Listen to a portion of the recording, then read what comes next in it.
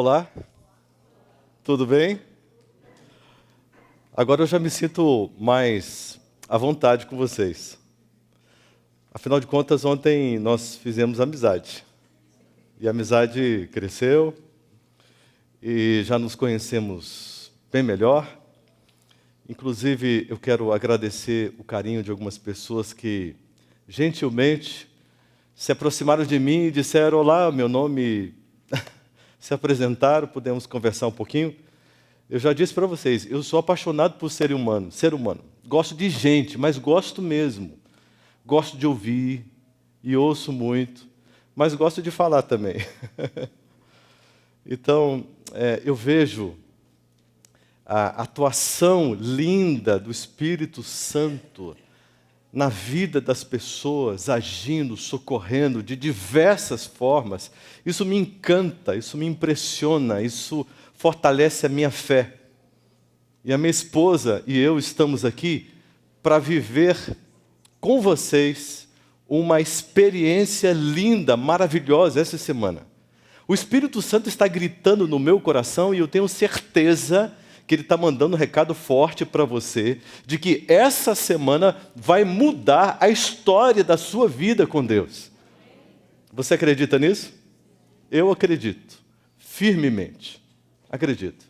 E ontem nós começamos uma conversa meio densa, não é? Conseguimos olhar para o mundo cristão e observar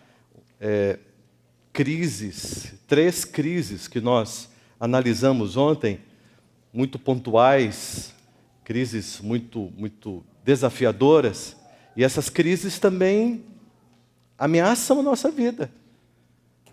Essas crises estão aqui. E se lembra quando eu falei sobre o profeta Isaías?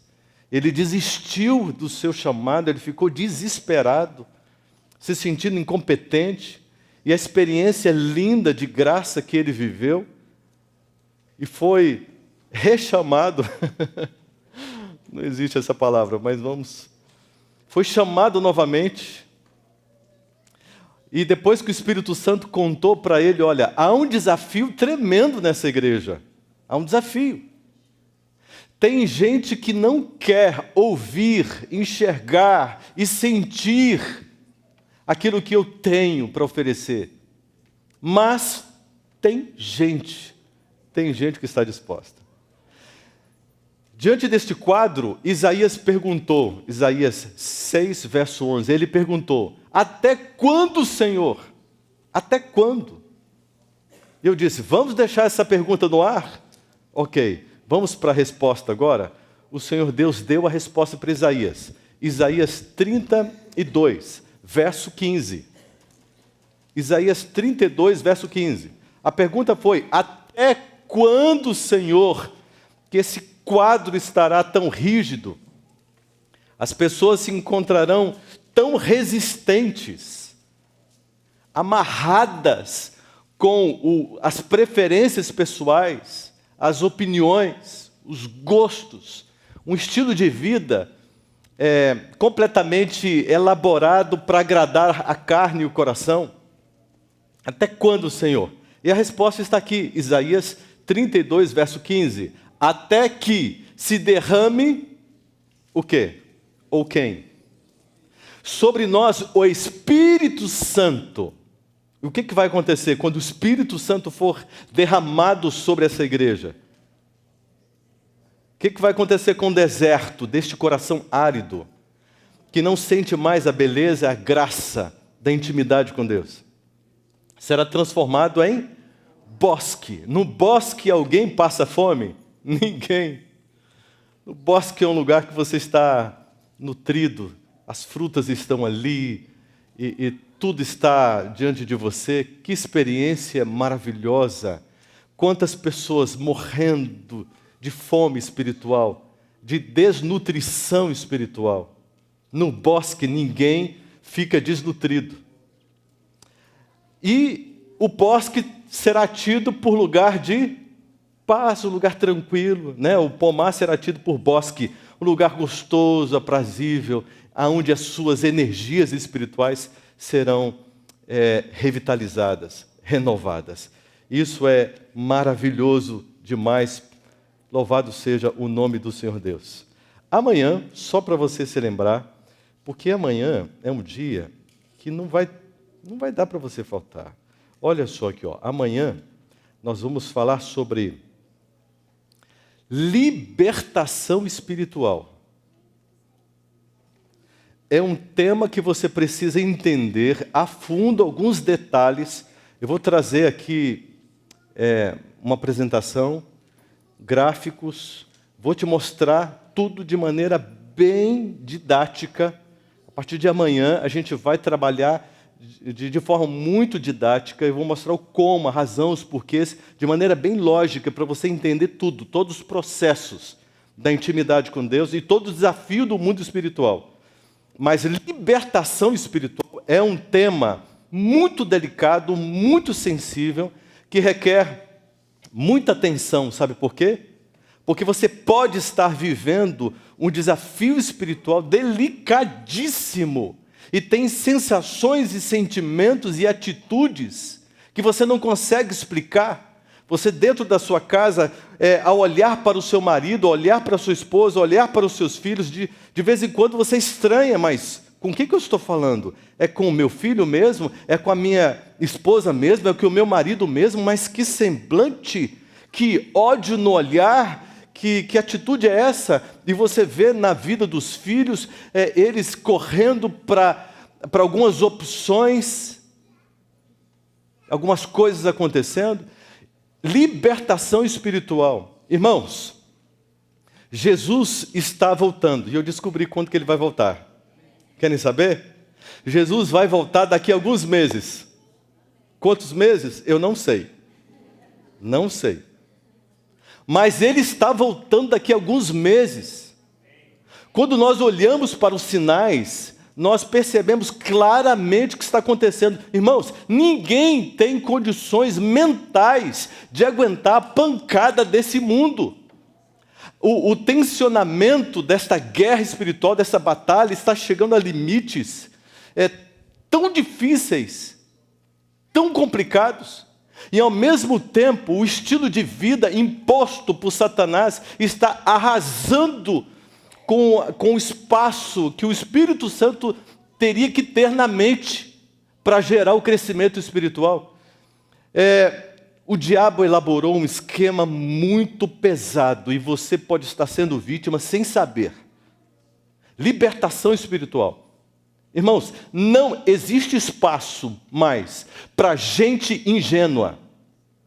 Qualquer pessoa com atitudes, com comportamento, com uma percepção ingênua, vai ser devorada. Dá para entender? Isso pode acontecer com você, e Deus não quer que isso aconteça com você, com a sua casa, com os seus filhos.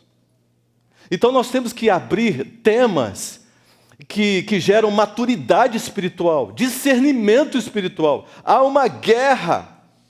E nós estamos nos comportando diante dessa guerra assim, não, está tudo bem, está tudo tranquilo, estou caminhando, estou correndo atrás, e trabalhando, e fazendo o meu serviço, tenho a minha casa, etc., a vida leva eu, etc. Isso é expediente de quem está nas mãos do diabo. As nossas prioridades são outras, o nosso caminho é outro. Irmãos, amanhã você não pode perder, não é possível que você vai fazer um negócio desse. Não vai dizer, depois eu assisto no vídeo. Aí eu vejo no vídeo. Irmãos, tem que estar aqui no nome de Jesus, para vencermos juntos, na comunidade dos irmãos, essa batalha espiritual. E o que nós vamos viver aqui amanhã é um momento de libertação, é um momento muito especial, muito profundo, e você tem que estar aqui no nome de Jesus. Combinadinho? Oh, glória. Vamos para frente. O tema de hoje. O tema de hoje, ele é muito, mas muito especial, e vamos aqui para Romanos 9. Romanos, capítulo 9.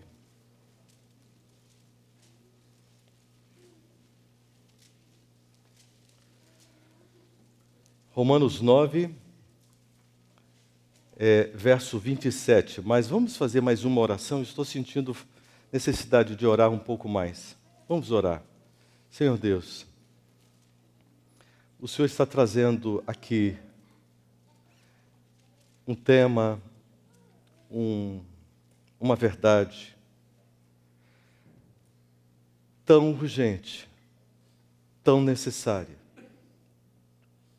E por meio dela o Senhor vai expressar na intensidade da força do seu coração o desejo de nos ter em uma realidade completamente diferente dessa que nós estamos vivendo. Existem experiências que nós nem temos noção, mas chegou o momento de nós lidarmos com coisas puramente espirituais. Estamos acostumados apenas com coisas meramente religiosas. Senhor Deus, abra nossa mente, por favor. Derrama o Espírito Santo sobre nós, Senhor. Porque senão não vamos compreender. Por favor, no nome de Jesus, tenha piedade, tenha misericórdia. Amém. Amém. Vamos abrir.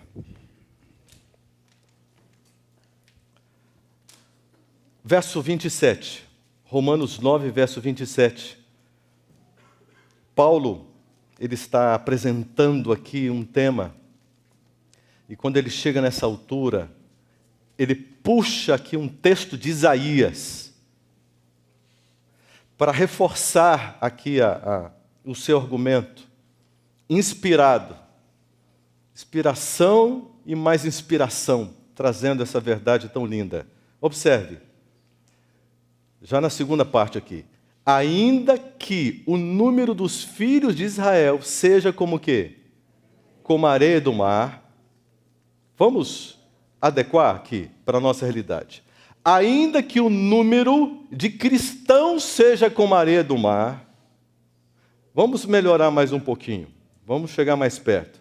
Ainda que o número de adventistas do sétimo dia seja como a areia do mar, o remanescente é que será salvo.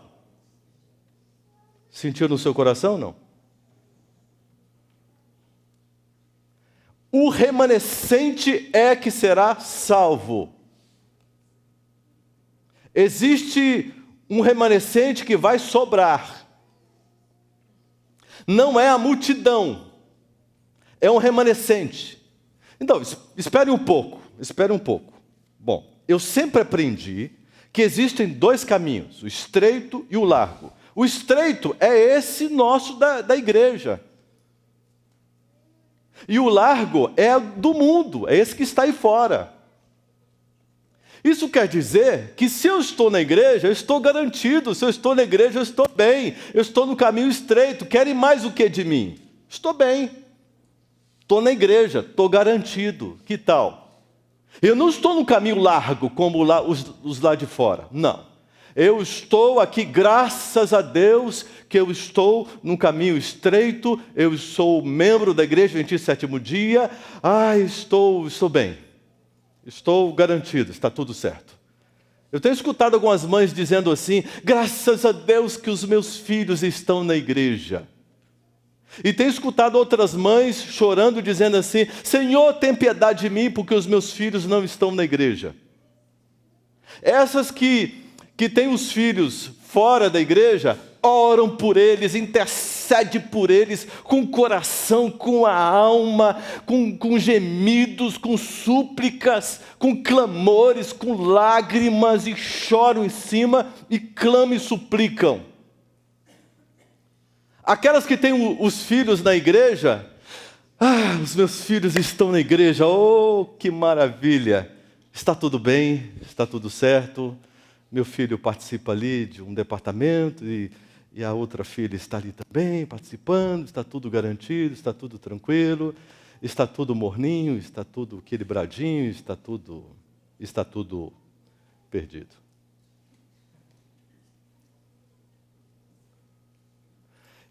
Paulo, ele está querendo dizer que existem então dois caminhos aqui dentro, é isso.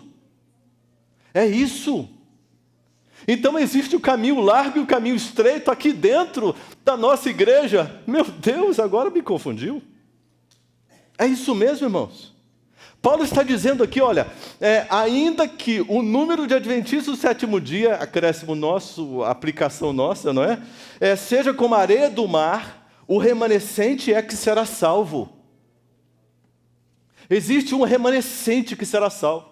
Quem está falando aqui é um cidadão chamado Paulo. E você conhece Paulo, não conhece? Um pouquinho assim do perfil de Paulo. Paulo, um ex-mero religioso, que se achava garantido no esquema de Deus, no caminho estreito. Porque agora, devidamente iluminado, esclarecido por Deus, depois de ter passado por uma experiência muito profunda que eu quero resgatar com vocês hoje, ele simplesmente olha para aquela massa de pessoas meramente religiosas ali na igreja e ele diz: ainda que seja como a areia do mar, só será salvo um grupo de pessoas. Só essas pessoas que são espirituais. Quem são os espirituais? São os amigos de Deus, amigos de Jesus. Então existem dois grupos dentro da igreja. Aqueles que se contentam com uma religião superficial, uma mera religião, com práticas, né, onde você frequenta, onde você ajuda, dá uma força aqui, dá uma força ali, participa, oferta, apresenta os seus dízimos. Saindo daqui, toca a sua vidinha, e está tudo certo, está tudo garantido. E é isso que tem para se viver, em termos de experiência com Deus. Pronto. Mas existe outro grupo que é insaciável, que quer conhecer Jesus, que quer ser amigo de Jesus, que quer viver experiências espirituais com Jesus, que quer realmente se aproximar de Jesus, que quer viver uma vida de intimidade com Jesus. Existem dois grupos. Existe um grupo aqui caminhando de acordo com o seu pensamento, com as suas ideias, com a sua formação, com aquilo que agrada o seu coração, com aquilo que convém e tem um estilo de vida compatível com isso. Mas existe outro grupo completamente num caminho oposto a esse aqui, e que está com os olhos colados na profecia, com os olhos colados na revelação, com os olhos colados na palavra de Deus e buscando uma experiência com Jesus. Esse grupo aqui diz: é o que eu penso, o que eu quero, é o meu sonho, é o meu desejo, é a minha vida, são os meus compromissos, são os meus negócios Mas esse outro grupo aqui diz: é o que Deus quer, o que Deus sonha, o que Deus deseja para a minha vida, é isso que me interessa, é isso que me alimenta. Dois caminhos dentro da mesma igreja. Já parou para pensar nisso, irmãos? A minha esposa e eu fomos fazer um congresso lá em Porto Seguro. Quem é baiano aqui? Levante a mão, deixa eu ver. Ei, levantou as duas mãos. É uma turma maravilhosa. Porto Seguro. Um congresso. Mais de 600 mulheres. Pensa.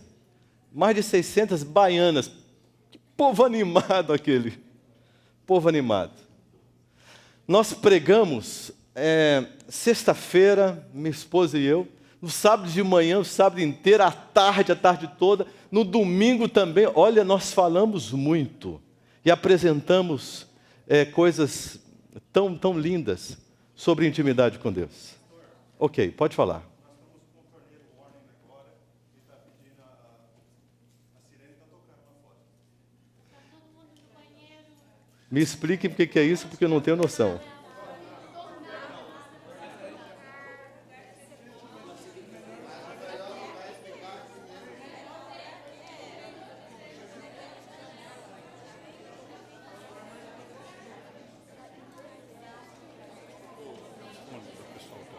É o seguinte, quando a cidade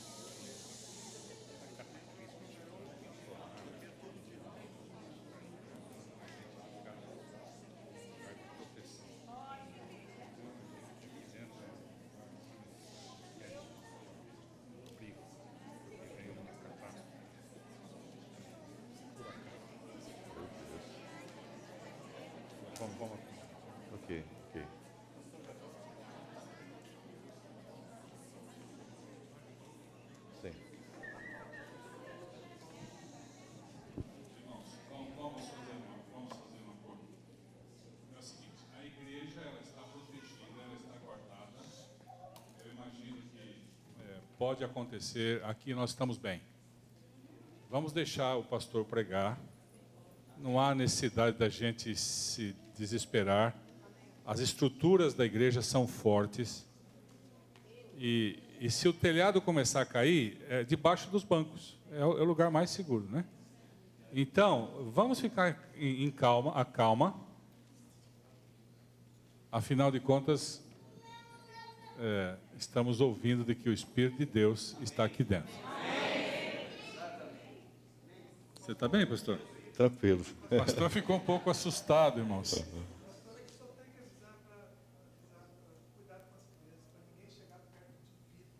Vidro, longe do vidro. Mas aqui dentro nós estamos bem. Viu?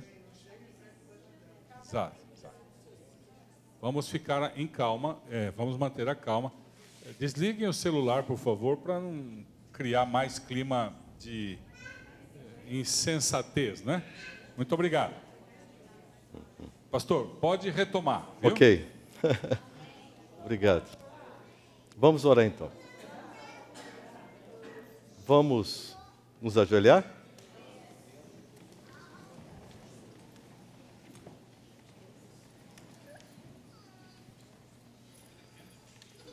Senhor Deus, nós nos dirigimos ao Senhor por dois motivos. Primeiro, porque temos Cristo Jesus, o nosso Salvador, e por meio da sua graça podemos nos dirigir ao Todo-Poderoso, dono do universo, o Criador. Por favor, Senhor Deus, nós estamos em suas mãos agora por meio de Cristo Jesus. E o segundo motivo é que o Senhor atende a todas as nossas orações, a todas elas. E dessa forma, nos sentimos tranquilos, em paz e seguros. O Senhor nos trouxe para este lugar. O Senhor já sabia de todas as possibilidades. Os teus santos anjos estão aqui. O teu Santo Espírito está trabalhando no nosso coração. Então, Senhor Deus, não existe nada, absolutamente nada que possa nos ameaçar. E nós entendemos isso pela fé. E aceitamos isso porque sabemos do seu amor e sabemos como o Senhor lida com seus filhos. Acalma o nosso coração e nos concentre, Senhor, no recado que o Senhor quer dar neste momento. E que não pode ser interrompido. Porque o que o Senhor quer falar é a prioridade. No nome de Jesus nós oramos. Amém. Amém.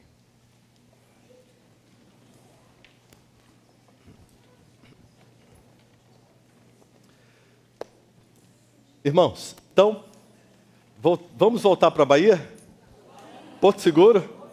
Olha só o nome, Porto Seguro. Porto Seguro. Quando nós terminamos, então, a nossa programação, nós havíamos falado sobre como ouvir a voz de Deus. E nós apresentamos uma série de testemunhos impactantes, testemunhos incríveis, maravilhosos, porque a minha esposa e eu, nós viajamos muito, e as pessoas contam para a gente, e nós temos o privilégio de constatar a ação de Deus de maneira, de coisas lindas mesmo. Então, quando terminou, as mulheres receberam de presente um livrinho que nós escrevemos, que se chama Jejum Espiritual dos 5 Sentidos. Tem um dia dessa semana que eu vou falar sobre isso. É um tema extraordinário. Não tem tufão que vai impedir. No nome de Jesus. Aliás, vai acontecer um tornado espiritual no nosso coração, que vai mudar a nossa história. Então, ela, uma esposa de pastor, o nome dela Rúbria. A Rúbria contou a sua experiência quando eu estava em Ilhéus, com um grupo de esposas de pastores, de toda a associação da Bahia Sul, e eu estava fazendo um seminário para elas. só para esposas de pastores. E no final eu chamei a Rúbria para contar o testemunho. A Rúbria contou, a mulherada chorava e eu chorava junto. A história é linda demais. Mas o que aconteceu? Voltando para Porto Seguro. Quando terminou, naquele domingo de manhã, ela pegou o livro dela, olhou e disse: tem uma coisa, sou esposa de pastor, tenho uma vida no ministério e experiências como essas, de Deus ter falado, isso nunca aconteceu comigo. Nunca. E eu não admito isso mais. Ela estava invocada. Pensa na mulher quando fica invocada. Fica brava, não fica? E ela pegava o livro e dizia: vou colocar isso em prática e quero ver se Deus não vai falar comigo. E aí ela saiu, chegou em casa, avisou para o marido, pastor Léo, departamental lá da Associação Bahia Sul, explicou para os filhos, botou a meninada para dormir. Mamãe não quer ser incomodada, mamãe só vai levantar agora depois de ter entendido esse livro aqui. E lá pela madrugada ela terminou e disse: Senhor, vou colocar em prática, vou fazer esse jejum espiritual dos 5 sentidos. Pronto, eu quero ver se o Senhor não vai falar comigo. E ela começou. O jejum espiritual para os 5 sentidos, ele é para um período mínimo de 10 dias, porque em 10 dias os seus canais ficam limpos, zeradinhos. E é tudo que o Espírito Santo quer para atuar, para falar, para se revelar, para te sensibilizar e para te conduzir a experiências incríveis da sua vida. É tudo que Ele quer. Mas Ele não faz isso porque nós, no exercício do nosso livre-arbítrio, nós colocamos todo o lixo possível, embotamos, infeccionamos, intoxicamos os nossos sentidos. Porque sentimos prazer carnal e nos viciamos num monte de coisa. E o resultado é percepção espiritual, sensibilidade espiritual zero. Dá para ser um excelente religioso, mas não dá para ser uma pessoa com a mente sensível e conectada com o Espírito Santo. Não dá. Saiu aqui, né? Vou botar aqui de novo. Contrário. Tá bom. Firmou aqui? Ok. Irmãos, eu estou gostando. Estou gostando. Estou sentindo que o esquema aqui hoje, no nome de Jesus, tá? O desafio está grande. Isso é porque a experiência vai ser boa. Forte, forte. Período mínimo de 10 dias. No 5º dia, ela parou e disse: espera aí. Nesses 5 dias, eu não assisti um filme. E a minha mente está tão assim diferente. Agora, quando eu me ajoelho para orar, eu consigo orar. Eu achava que eu orava, mas agora eu estou percebendo que significa orar. Entrar em contato com Deus, me comunicar com Deus, sentir Deus comigo, sentir a presença dos anjos comigo.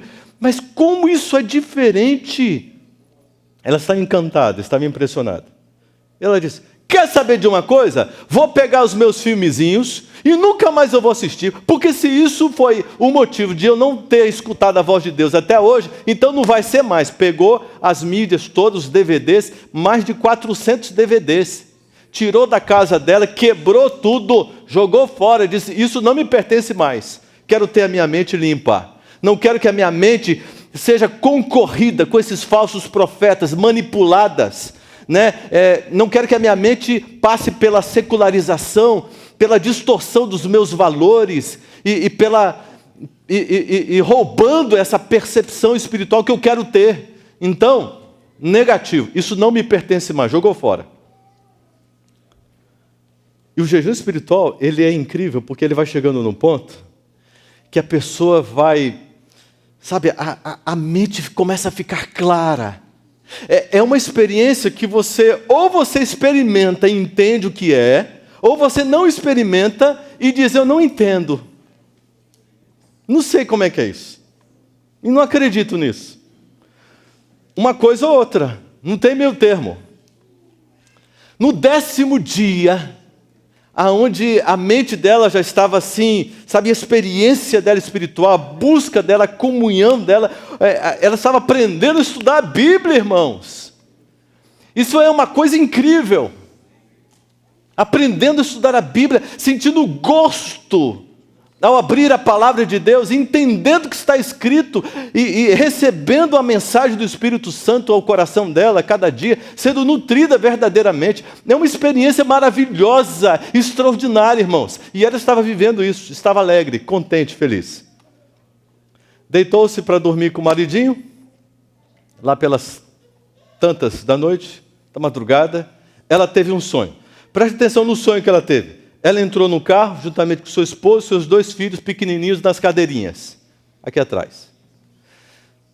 Saíram para uma viagem, pegaram uma reta, numa certa altura, sabe, sem nenhuma explicação, o marido perde o controle do carro, o carro lançado para fora da pista e começa a capotar no mato. Termina o teto no chão, pendurado pelo cinto de segurança, o marido também, quando ela olha para trás e procura os 2 filhos, os 2 estavam mortos. O impacto foi tão grande no coração dela, tão grande, ela ficou tão desesperada que ela acordou com aquela dor terrível no coração, e o marido acordou também. O que é isso? O que está acontecendo? E ela diz, não, eu tive um sonho muito ruim, mas eu preciso falar com Deus. Vai dormir, eu preciso falar com Deus. E ela então se ajoelhou e começou a falar com Deus, porque agora ela sabia falar com Deus. Ela tinha esse feeling, ela tinha essa, sabe, rapidamente ela tinha adquirido essa sensibilidade. Deixa tocar, no nome de Jesus está tudo certo. Nossa fé tem que funcionar, né, irmãos? Olha só, observe o que aconteceu. Ela se sentiu tranquila, ficou em paz, sentiu uma resposta de Deus, voltou a dormir. Agora o segundo sonho. Observe o segundo sonho. Ela entrou num carro, juntamente com seu marido e seus 2 filhos, nas cadeirinhas atrás. Saíram para uma viagem, pegaram a reta e, de forma inexplicável, o marido perde o controle do carro, o carro lançado para fora da pista, o carro começa a capotar, termina o capotamento, teto no chão pendurado pelo cinto de segurança. O marido também, quando ela procura os 2 filhos, estavam vivos. O impacto foi tão grande, porque notícia boa também tira o sono. O impacto da alegria, da gratidão foi tão grande, que ela acordou, se ajoelhou e disse, Deus, muito obrigada, Senhor, o Senhor é tão bom, o Senhor salvou os meus filhos, feliz, contente, alegre. No dia seguinte, agora não estava dormindo, o marido chega em casa feliz da vida, o pastor Léo. Ele trocou o carro, ele saiu de um carro 1.0, agora um carro de potência 2.0, um carrão, todo. E ele estava muito contente, muito feliz. E aí ele disse, vamos fazer aquela viagem? E ela disse, não vamos fazer, você não sabe do sonho que eu tive? Sim, eu sei do sonho que você teve, inclusive Deus salvou os nossos filhos, não deixou que nenhum mal nos acontecesse. E ela, pois é, mas ele disse, você não confia em Deus? Então vamos viajar, nós precisamos fazer a nossa viagem. E ela disse, tá bom, então vamos. Entrou no carro, juntamente com seu marido, seus 2 filhos, as cadeirinhas atrás, toda a bagagem ali, tudo arrumadinho, começa a viagem. Estavam indo para o IAN. E aí, algumas horas se passaram, estava tudo bem na estrada, ela até pegou um soninho assim, ficou relaxada, tranquila, tudo certo. Mas, numa certa altura, inexplicavelmente, o marido perde o controle do carro e o carro é lançado para fora da pista e começa a capotar. Teto no chão, pendurado pelo cinto de segurança, e o marido também, e ela fecha os olhos e diz, Deus, muito obrigada, porque o Senhor já mostrou o final desse filme. O Senhor salvou os meus filhos. Obrigada. Quando ela olha para trás e começa a procurar os meninos, o que você acha que aconteceu?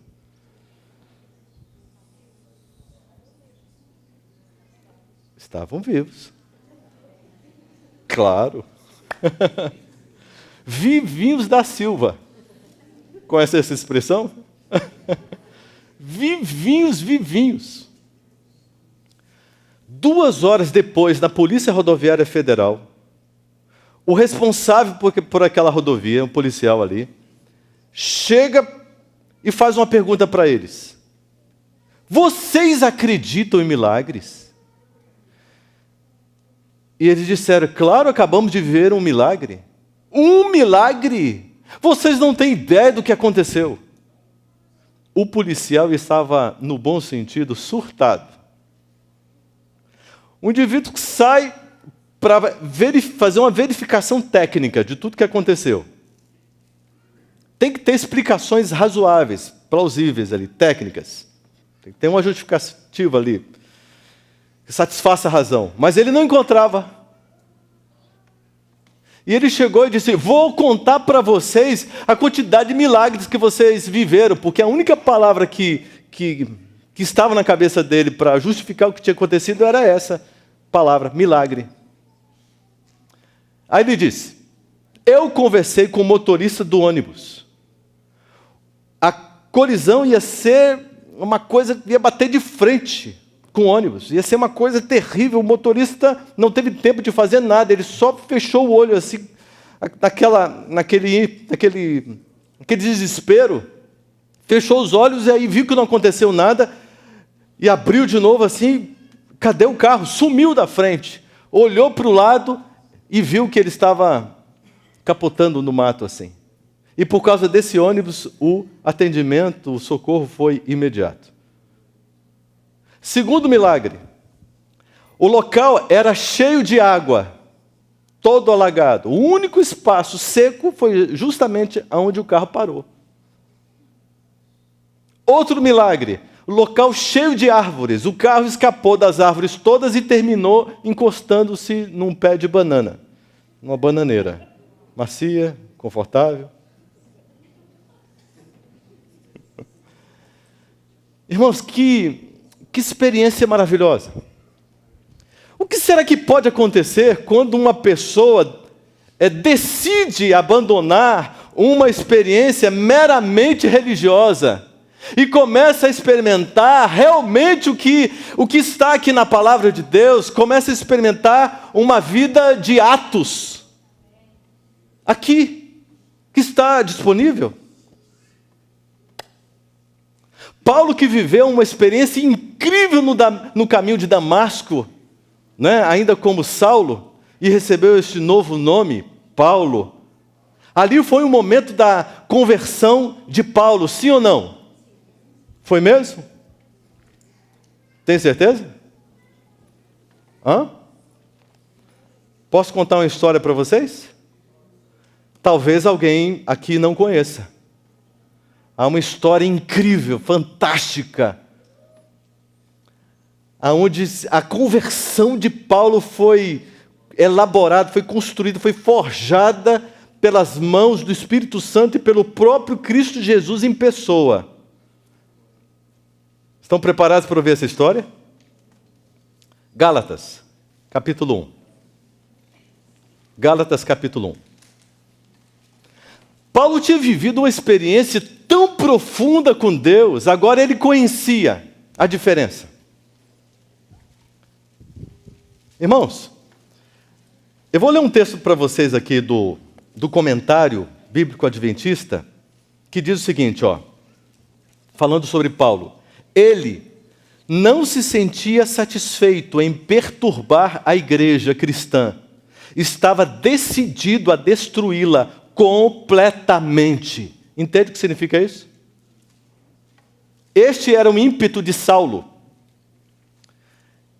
E aí diz assim, se Deus não interviesse, Paulo poderia ter destruído a igreja nascente. Dá para entender? A força de um homem que acreditava com o coração, com a alma, em suas convicções e partia para cima para fazer a vontade de Deus. Em nome de Deus. com toda a sua energia, com toda a sua vitalidade, com toda a sua inteligência e o seu conhecimento. De repente, no caminho de Damasco, ele vê um clarão e Cristo Jesus fala com ele. A partir daquele momento, Paulo consegue entender a quem ele verdadeiramente estava perseguindo e se arrepende e muda de caminho. Mas nós estamos vendo aqui um cidadão que deixa de ser Saulo e passa a ser Paulo. Em outras palavras, um cidadão fanático pelo judaísmo, fanático, agora muda de canal. Agora é um cristão fanático. Consegue perceber isso? Só mudou o canal. O indivíduo era o mesmo. A sua cultura, os seus pensamentos, as suas convicções a respeito de si mesmo, o seu conhecimento da religião, e um indivíduo extremamente religioso. Entenda que toda pessoa espiritual é religiosa, mas nem toda pessoa religiosa é espiritual. E que pessoa espiritual é a pessoa que tem a mente de Cristo, que tem sensibilidade espiritual, que tem em Cristo Jesus como um amigo e anda com Ele, compartilha uma vida com Ele. Vamos então aqui para o que aconteceu com Paulo. Verso 10, do capítulo de Gálatas 1, verso 10, diz assim, Paulo está confrontando aqui uma turma terrível, e ele diz, porventura procuro eu agradar agora, procuro eu agora o favor de homens ou de Deus? Ou procuro agradar a homens? Se agradasse ainda a homens, não seria servo de Cristo. Faço-vos, porém, saber, irmãos, que o evangelho que por mim é anunciado não é segundo o homem. Porque eu não recebi, nem o aprendi de homem algum, mas mediante a revelação de Jesus Cristo. Porque ouviste qual foi o meu proceder outrora no judaísmo, como sobremaneira perseguia eu a igreja de Deus e a devastava? Paulo estava dizendo, olha, se vocês se consideram zelosos pelo judaísmo, eu posso garantir para vocês que eu fui mais longe do que isso. 14. E na minha nação, quanto ao judaísmo, avantajava-me a muitos da minha idade, sendo extremamente zeloso das tradições de meus pais. Quando, porém, ao que me separou antes de eu nascer e me chamou pela sua graça, aprouve revelar seu Filho em mim, para que eu pregasse entre os gentios, sem detença. Não consultei carne e nem sangue, nem subi a Jerusalém, para os que já eram apóstolos antes de mim, mas parti para as regiões da Arábia e voltei outra vez para Damasco. Decorridos 3 anos, então subi a Jerusalém. Opa, o que será que aconteceu aqui? O que será que aconteceu? Paulo ele faz algumas declarações assim, meio interessantes. Paulo ele está dizendo que ele não aprendeu o evangelho com ninguém, com nenhum ser humano, mas que aprendeu o evangelho que ele sabia aqui do próprio Cristo, pessoalmente, de Cristo Jesus, pessoalmente. Há uma história que é extraordinária, irmãos. E eu vou lançar mão aqui do Espírito de Profecia, o livro Atos dos Apóstolos, página 69, para nós conhecermos aqui uma história incrível, incrível. Vamos lá. Olha só o que Atos dos Apóstolos 69, o 3º parágrafo diz. A oposição tornou-se tão violenta que não foi permitido Paulo continuar suas atividades em Damasco. O mensageiro do céu ordenou-lhe retirar-se por algum tempo, e ele foi para a Arábia, onde encontrou um refúgio seguro.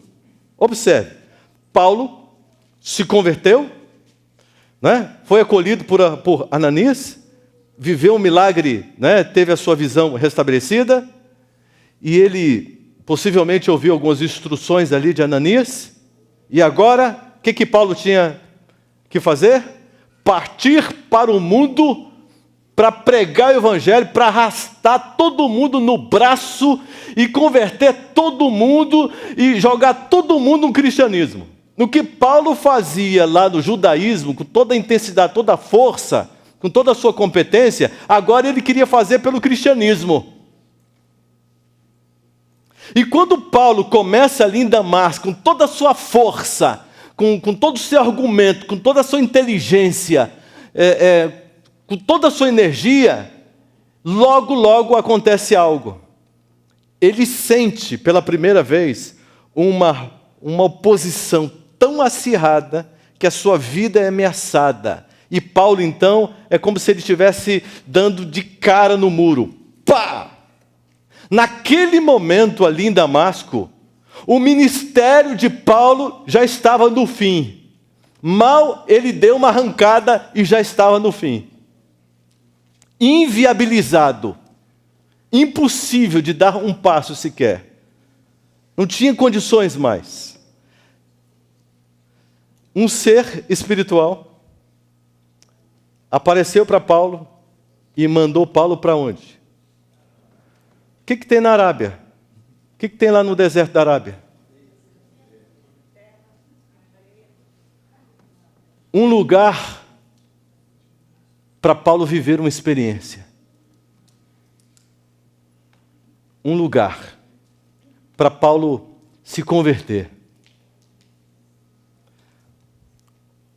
Vou continuar aqui no livro Atos dos Apóstolos. Olha só, ali na Arábia, na solidão do deserto, Paulo teve ampla oportunidade para sossegado estudo e meditação.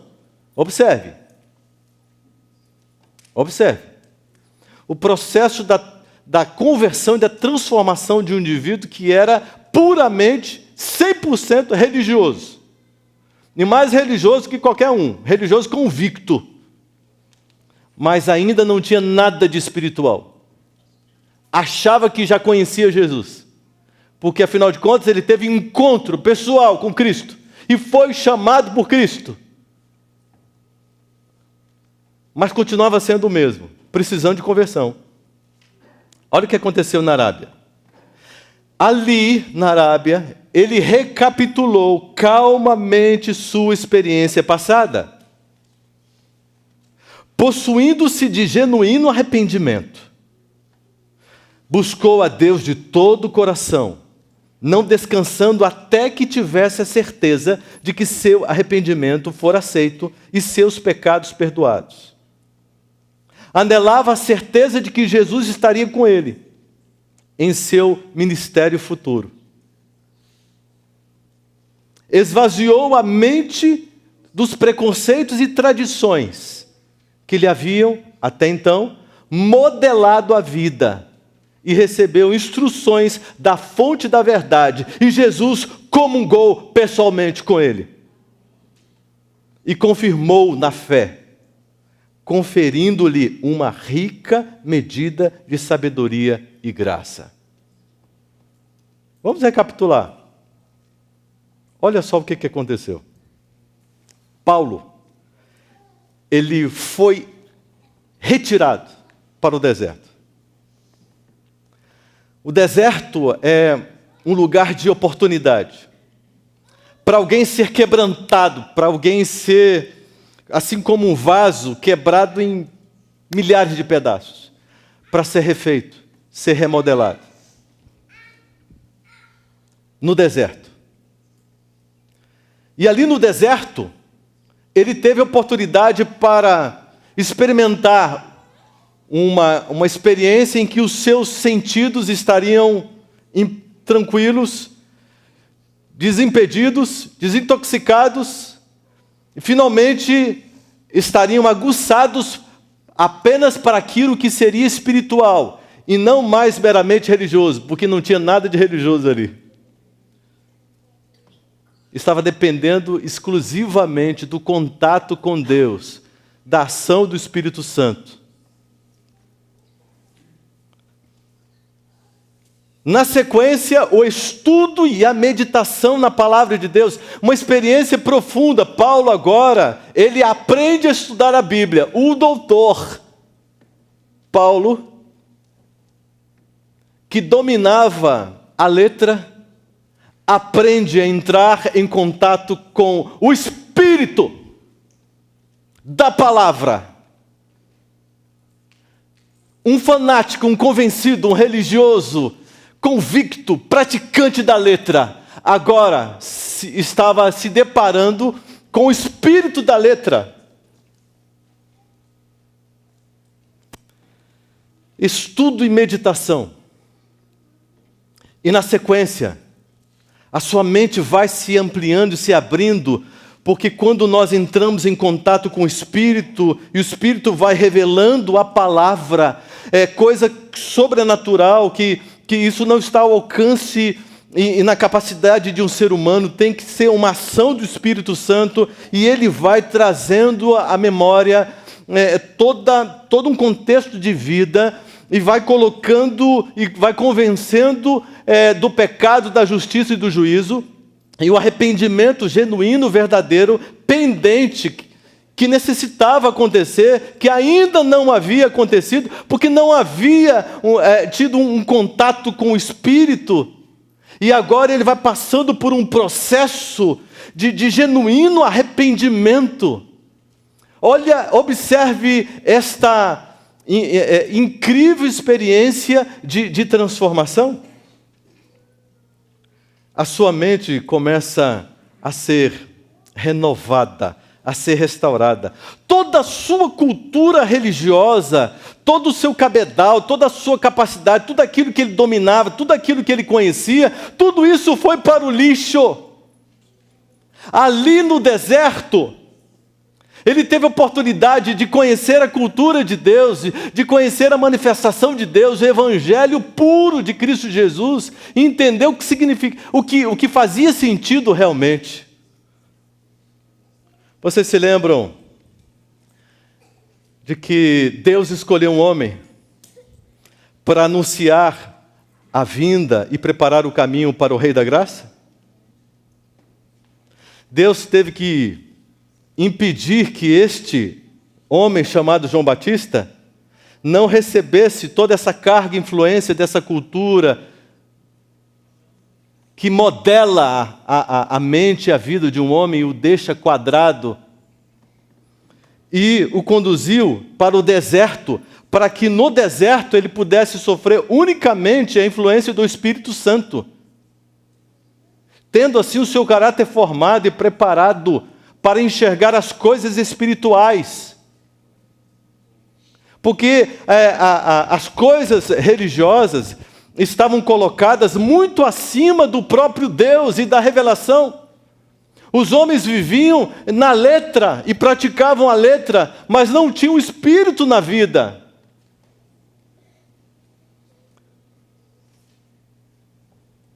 E nessa oportunidade, irmãos, com a mente restaurada, Cristo começou a comungar com Paulo.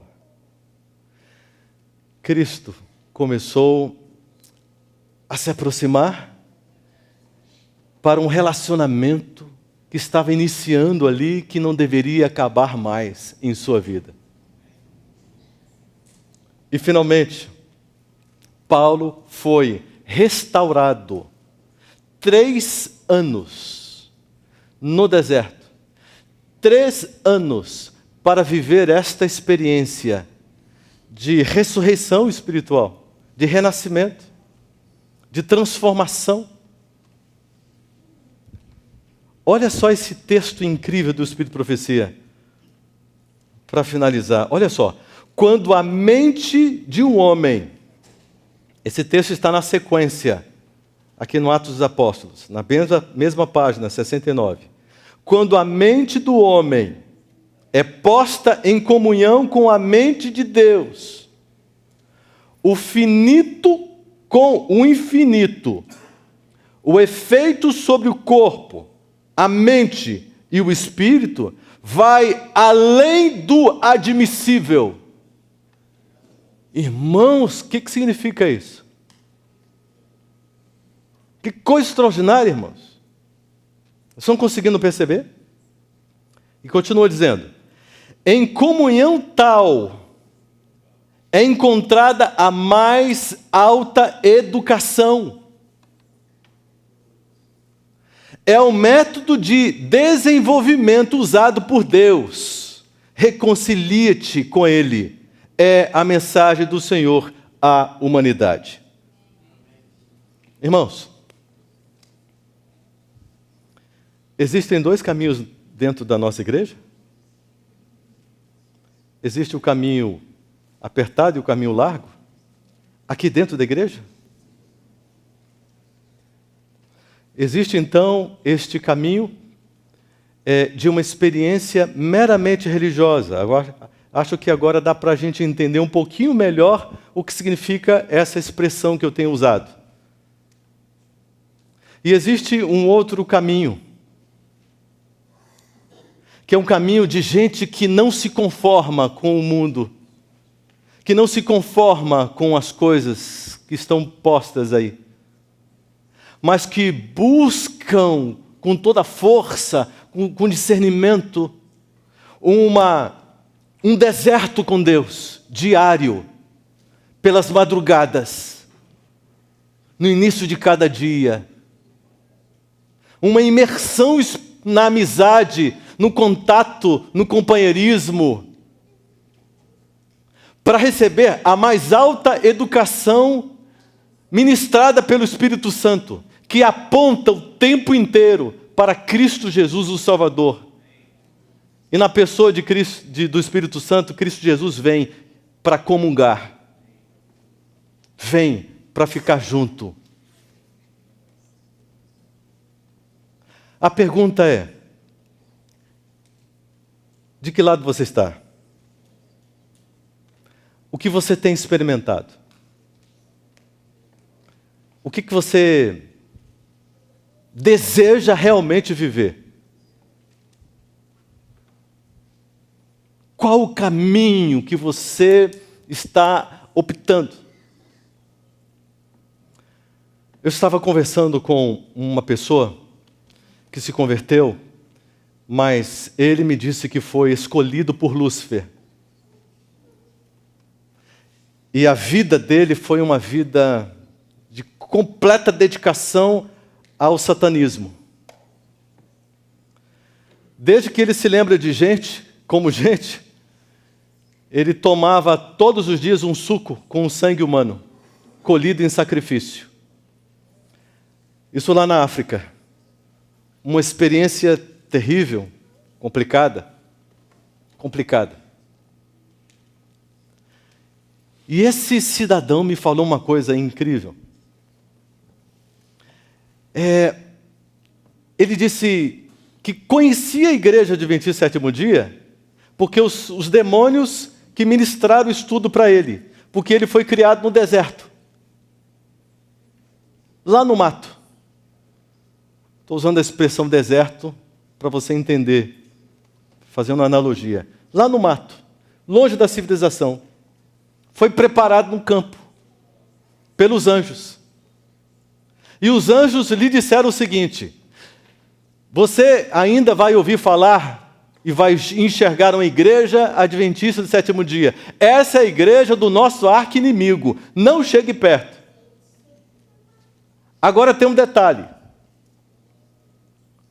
Quando você tiver a oportunidade de conhecer um adventista, nós vamos lhe dizer se você pode falar com ele ou não. Quando for um adventista no sétimo dia, você tem que falar com ele, influenciá-lo para ele levar esta influência lá para a comunidade dele. Agora, quando for um adventista do sétimo dia, não chegue perto, está proibido de conversar e até de olhar para ele. Eu fiquei assim impressionado com esta declaração. Conseguem fazer a diferença? Adventista no sétimo dia, adventista do sétimo dia? Escutei isso dele e fiquei assim, impressionado. Impressionado. Irmãos,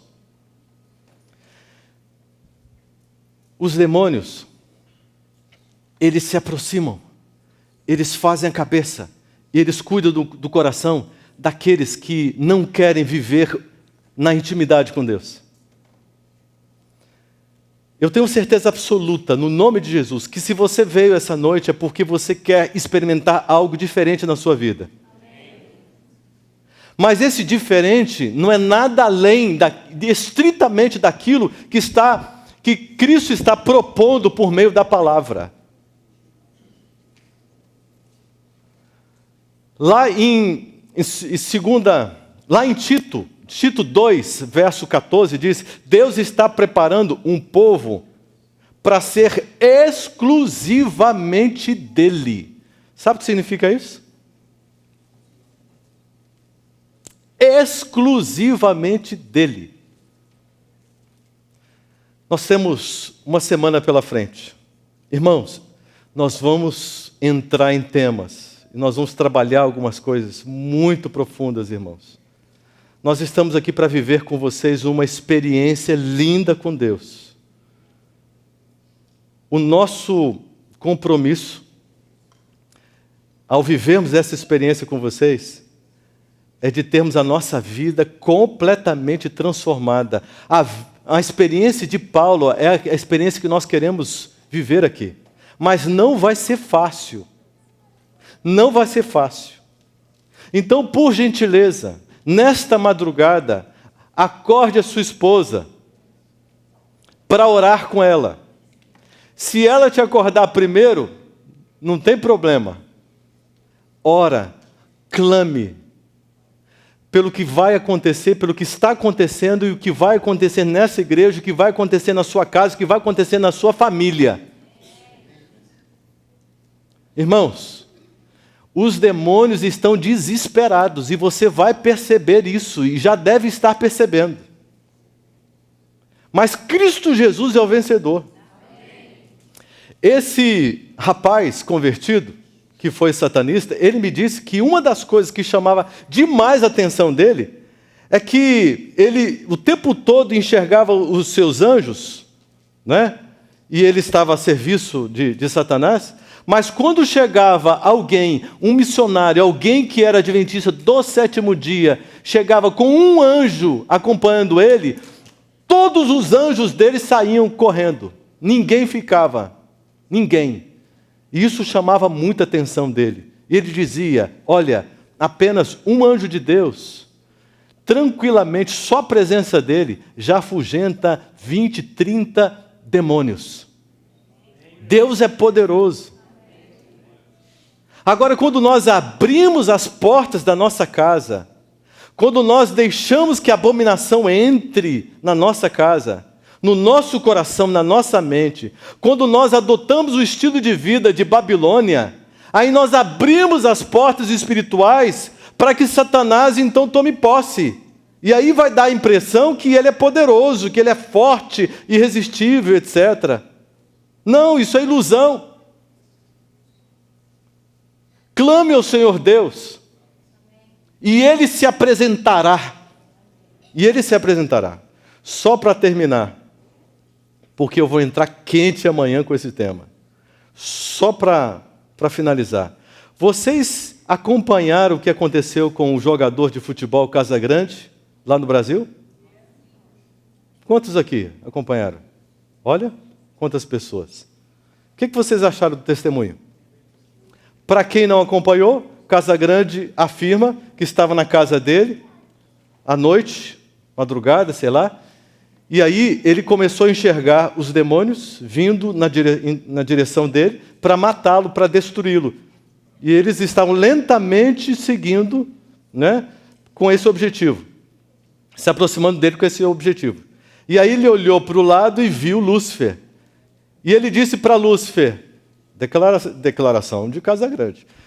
Olhou para Lúcifer e disse: você, cara, que eu admiro tanto, que é o meu ídolo, que eu falo tão bem de você, que eu te admiro tanto, que eu acho você o maior personagem do mundo, da história.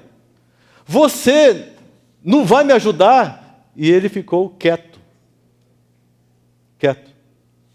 Quando o Casagrande se viu completamente ali desarticulado e vendo que ia morrer, ele então começa a rezar o Pai Nosso.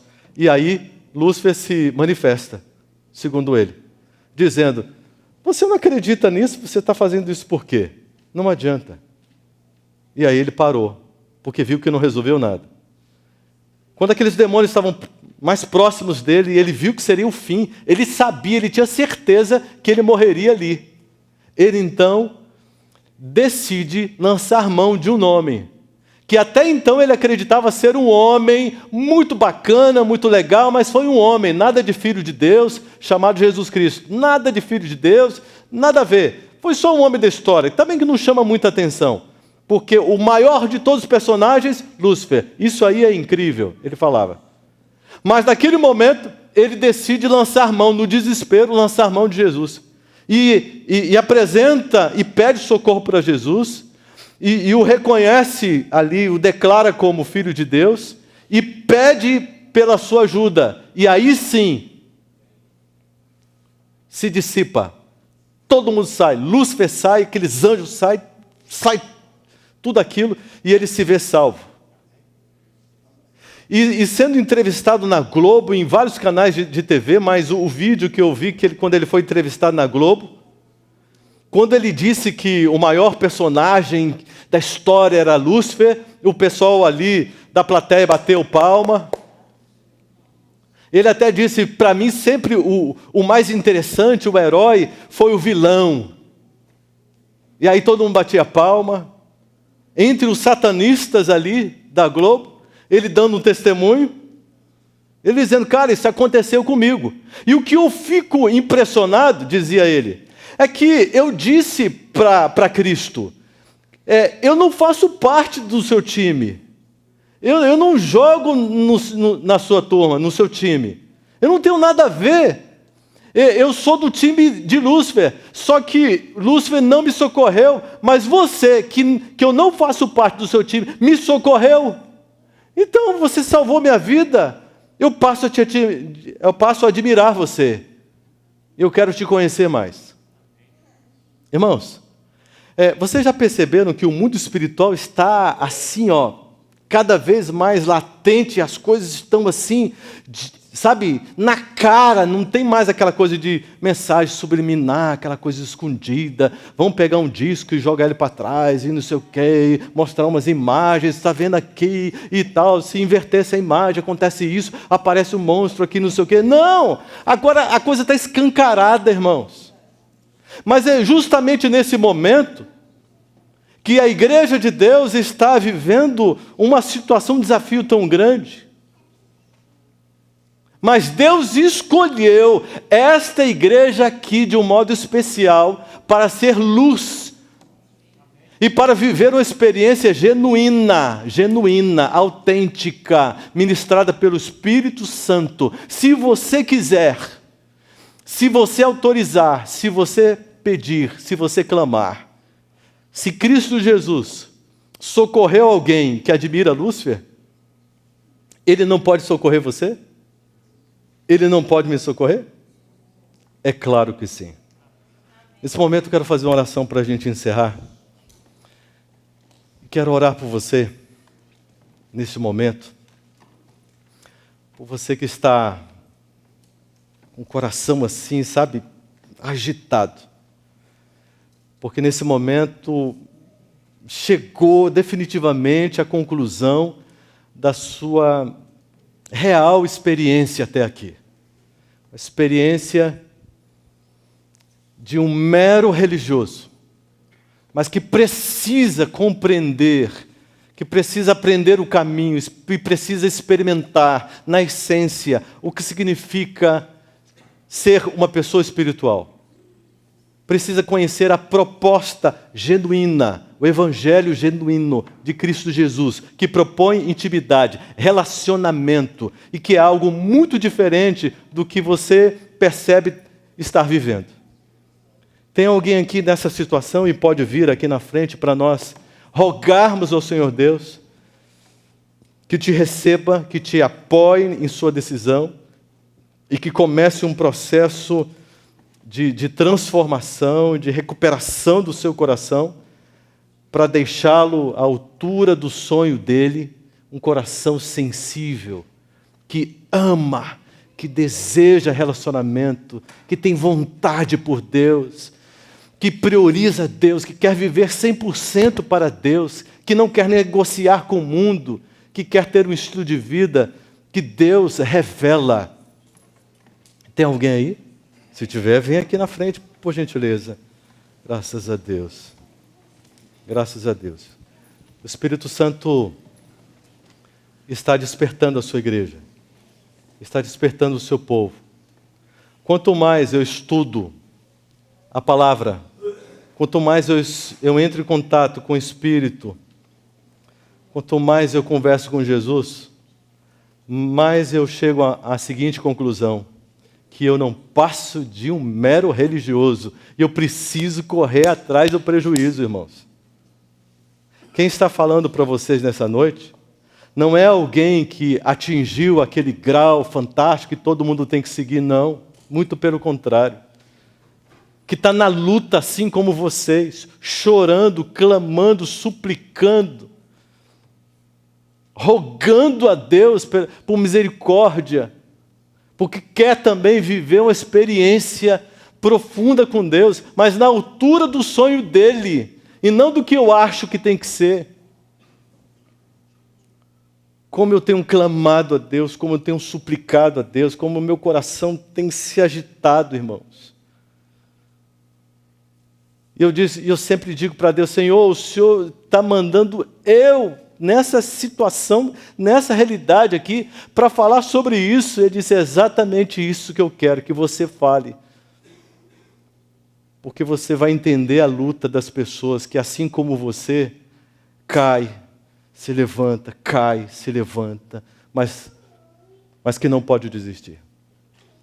Irmãos, o convite do Espírito Santo, que está gritando na nossa mente, é que nós não percamos a oportunidade de, nessa semana, vivermos a experiência mais forte da nossa vida.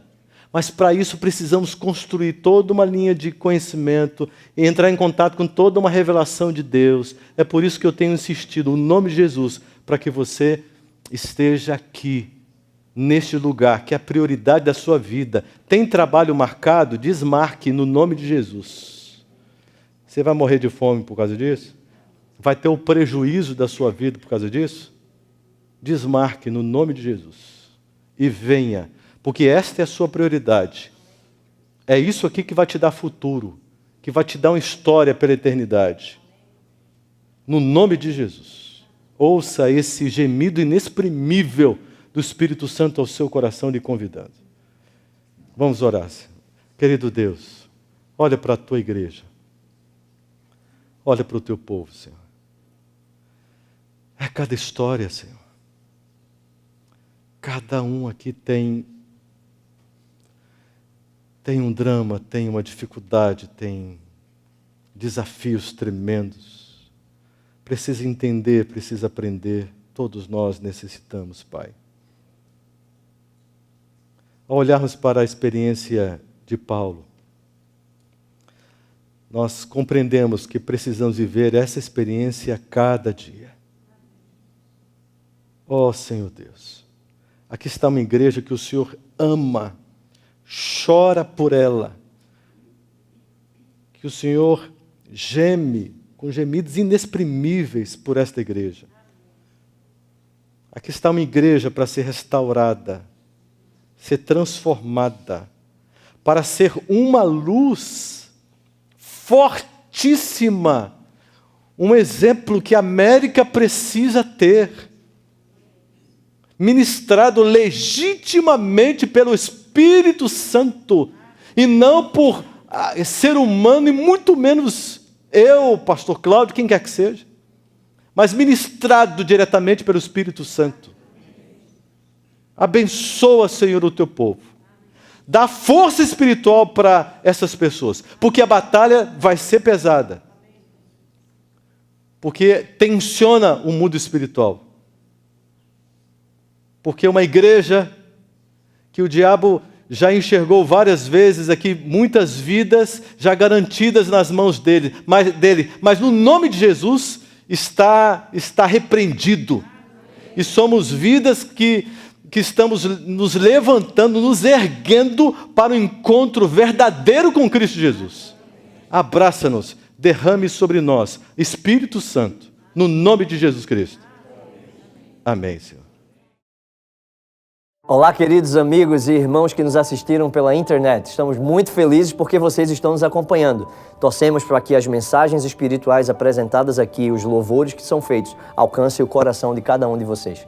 Queremos convidá-los que no próximo sábado, às 10h45 da manhã, vocês nos acessem de novo para participar junto conosco desse culto de adoração. Também vá à nossa página no Facebook e coloque um like lá, porque assim você fica sabendo de todas as programações que acontecem aqui em nossa igreja. Enfim, que Deus abençoe a todos e que tenham um feliz sábado.